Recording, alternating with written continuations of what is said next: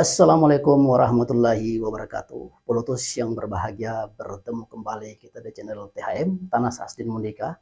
Kali ini kita membahas sesuatu yang menarik yang lagi-lagi datang dari KPU RI, yaitu kita ketahui Ketua Komisi Pemilihan Umum Hasyim Asyari hari-hari belakangan ini menjadi selebritis setelah dilaporkan oleh wanita emas beberapa waktu yang lalu tentang dugaan pelecehan seksual karena diiming-imingi meloloskan partainya, Partai Republik Satu. Kemudian Ketua KPU juga sempat heboh dengan sistem proporsional tertutup dan proporsional terbuka yang mendapat teguran keras dari Komisi 2 ketika sidang-sidang di DPR.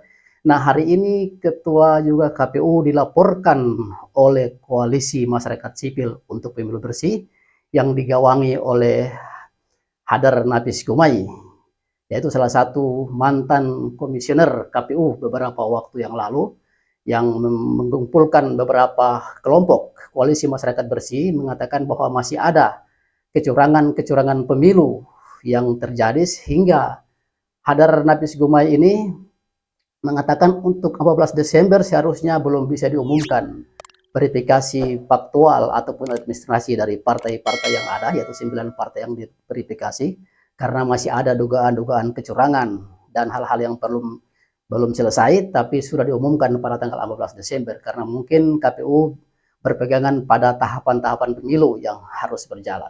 Nah, ini menarik. Kali ini yang disoroti yaitu Partai Gelombang Rakyat atau Gelora. Memang sebelumnya ada indikasi 3 partai yang dicurigai akan dibantu untuk diloloskan, yaitu pertama Partai Gelora, kemudian PKN dan Partai Buruh. Namun setelah itu Partai Kebangkitan Nusantara atau PKN, kemudian Partai Buruh akhirnya tidak diperbincangkan lagi.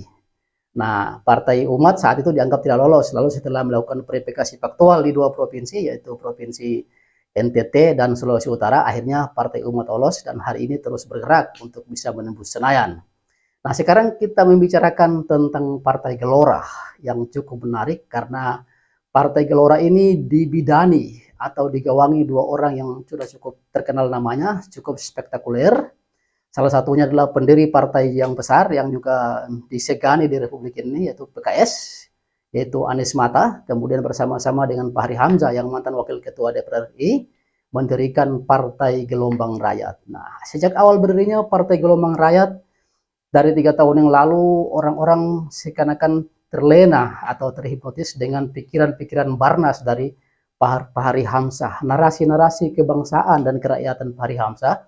Fahri Hamzah berkeliling kemana-mana ke kelompok-kelompok diskusi, seminar, dan lain-lain itu untuk bagaimana mewacanakan kembali seperti saat-saat Indonesia ingin dikemerdekakan. Jadi seolah-olah Fahri Hamzah ini adalah the founding father yang berjalan dari tahun 45, 70 tahun kemudian muncullah seorang Fahri Hamzah yang orang-orang merindukan wacana-wacana intelektual, wacana-wacana kebangsaan dihidupkan kembali seperti awal-awal kemerdekaan.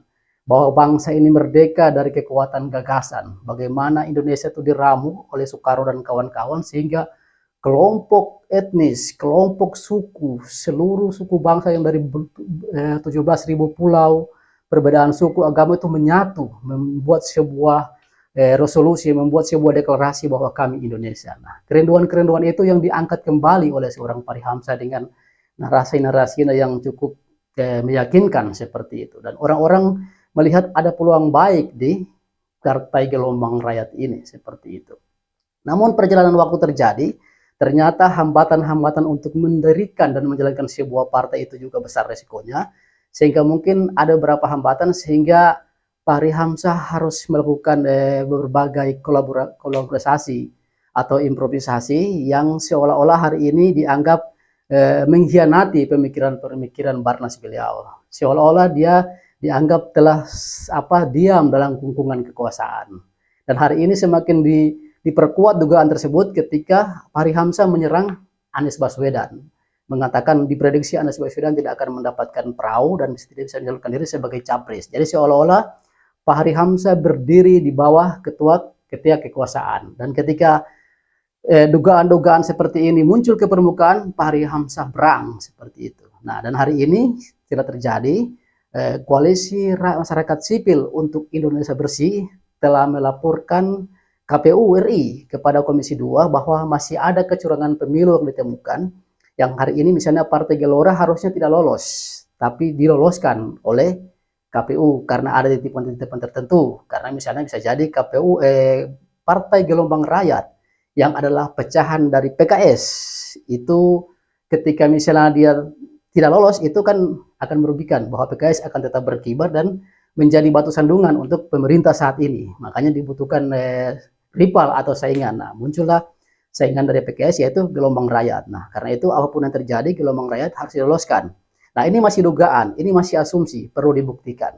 Namun dengan tingkah laku dan gerak-gerik Fahri Hamzah yang hari ini melemah, gerakan-gerakan kebangsaan, wacana-wacana kerakyatan, lalu seolah-olah membela penguasa, berada di pihak penguasa, lalu menyerang orang-orang yang berseberangan dengan penguasa, orang makin curiga bahwa ada apa dengan Partai Gelora, ada apa dengan Fahri Hamzah. Sementara Anies Mata sepi dari pemberitaan, itu yang terjadi. Jadi yang menarik kali ini, yaitu mungkin bisa kita berikan judul dari video kali ini, yaitu bagaimana Partai Gelombang Rakyat itu dari wacana kebangsaan dan kerakyatan, dan bagaimana tetap bertahan seperti itu. Jadi ketika dia ingin mewacanakan tentang kerakyatan, kebangsaan, mungkin mendapat himpitan-himpitan dan berbagai kendala di lapangan. Nah, jadi harus dekat-dekat pada kekuasaan supaya aman seperti itu. Karena masih ada tahapan dilalui, di samping lolos, kedua bisa tembus Senayan. Karena percuma partai-partai baru didirikan kalau tidak bisa tembus Senayan. Jadi tidak ada perjuangan konstitusional di sana. Nah, jadi di balik itu mungkin ini bagian dari gaya para politisi. Nah, kita akan lihat bagaimana gayanya Gelora, kemudian Fahri Hamzah, Anies Mata untuk bisa bermenari di balik lingkaran kebangsaan ini, lingkaran politik Indonesia ini, dari saat ini sampai ke pemilu 2024, 14 April 2024. Nah, benarkah tuduhan-tuduhan dari masyarakat sipil yang digawangi oleh yang digawangi oleh mantan komisioner KPU tersebut benar atau tidak? Itu dibuktikan nanti di beberapa temuan-temuan, beberapa penelusuran, beberapa kajian bahwa apakah Partai Gelora sengaja diloloskan atau benar-benar memang sudah lolos seperti partai-partai lain. Jadi kita tunggu perkembangannya pada saat-saat yang akan datang. Dan ini semakin menarik. Jadi ada dua sisi. Pertama, Partai Gelora dengan narasi-narasi baras dari Fahri Hamzah yang dinantikan oleh masyarakat Indonesia. Namun hari ini Partai Gelora seolah-olah melemah dan seakan-akan berada di bawah bimbingan kekuasaan, di bawah ketek kekuasaan seperti itu. Sehingga kecurigaan orang tentang laporan Hadif Nafas Gumai ini menjadi benar adanya, bahwa Gelora itu diloloskan, seharusnya tidak lolos. Nah, kita lihat perkembangan hari ini sampai hari-hari yang akan datang. Pulutus, mungkin apa yang kita sampaikan pada kali ini cukup demikian. Semoga bermanfaat. Billahi taufiq wal hidayah. Wassalamualaikum warahmatullahi wabarakatuh. Kinatauan.